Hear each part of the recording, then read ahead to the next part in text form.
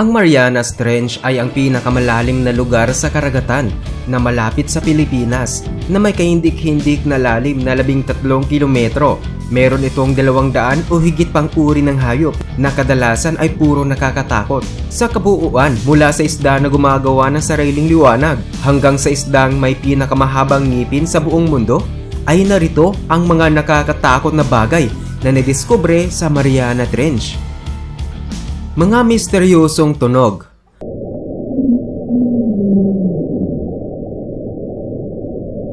Halos lahat ng nakakatakot na pelikula ay nagsisimula sa isang kahanga-hangang tunog.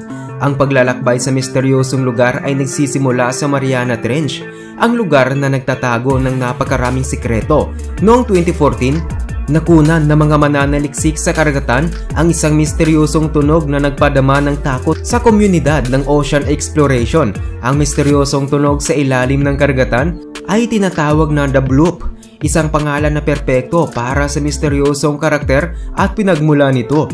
Sa gitna ng napakaraming ingay ng karagatan, maririnig ang bloop sa kanyang mababang porsyento ng kakaibang lakas at malakas na vibration. Ang sonic signature na ito ay kakaiba at nakakapagtaka. Ang mga hydrophone ay underwater microphones na espesyal na ginawa para sa pakikinig sa ilalim ng tubig. At nakuha nila ang mga misteryosong echo na ito. Ang malawak na hanay ng mga hydrophone ay sumasakop sa isang mas malaking lugar kumpara sa Mariana Trench sa karagatang Pasipiko.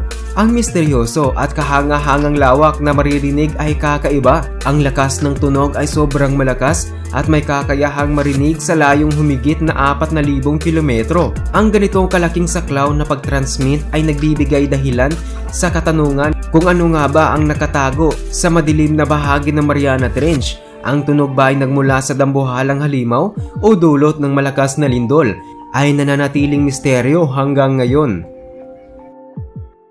Hatchet Fish.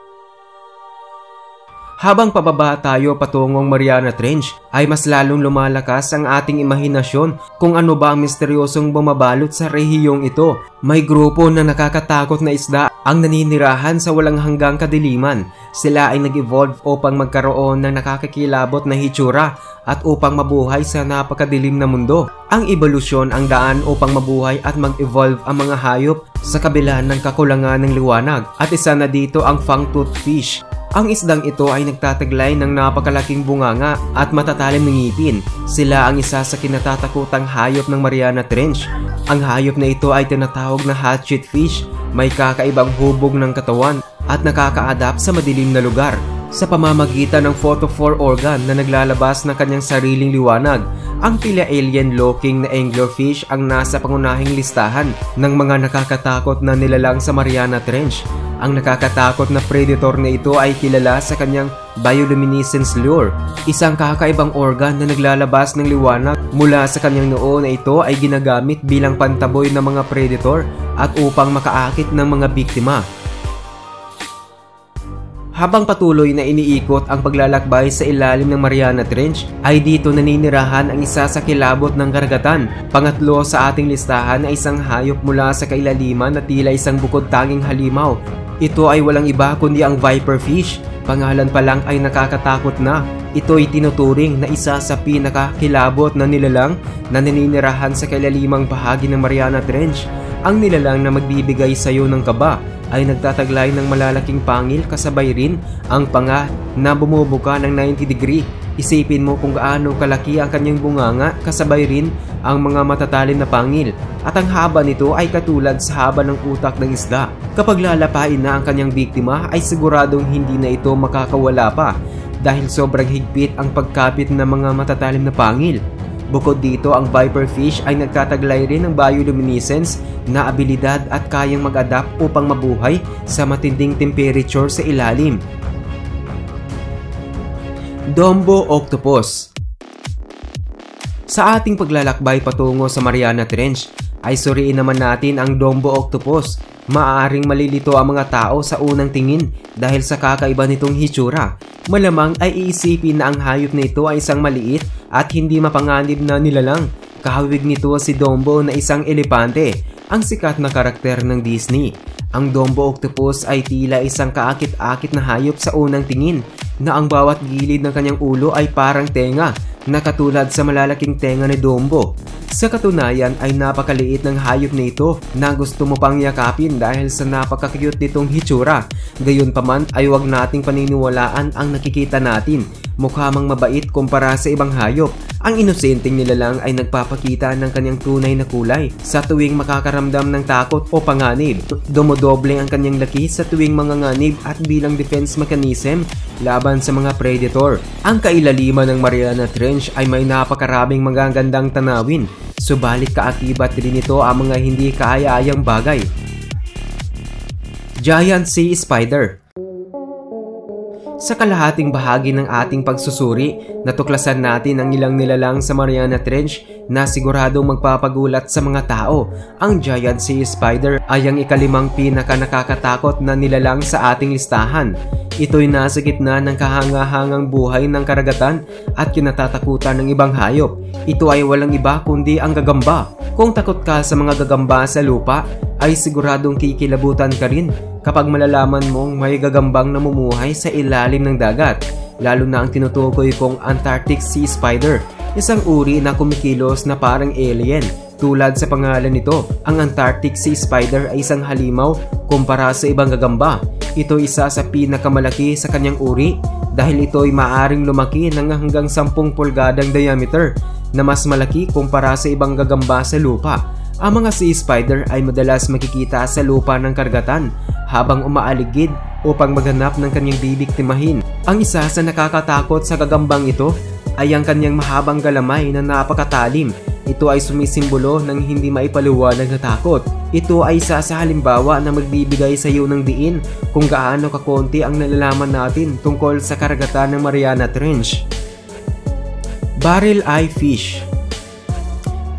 Habang patuloy tayong bumababa sa karagatan ay kilalanin naman natin ang isang halimaw na kasing likas at nakakatakot na gaya ng Goblin Shark. Isang bihira at lubhang nakakatakot na nilalang na naninirahan sa Mariana Trench. Ang kakayahan ng Goblin Shark na itulak ang kanyang mga panga ay nakakatakot at napakabilis na kayang lapain ang kahit anong uri ng biktima. Ayon sa pag-aaral ay hindi mamamalayan ng biktima na inatake na pala siya ng Goblin Shark sa sobrang bilis ng panga nito. Ang Goblin Shark ay nakaabang upang atakihin ang walang kamalay-malay na biktima. Biglang susunggab sa kanila ang napakahabang panga at pangil na may mahigpit na pagkapit. Ngunit hindi lamang limitado sa panga ang nakakatakot na katangian ng Goblin Shark.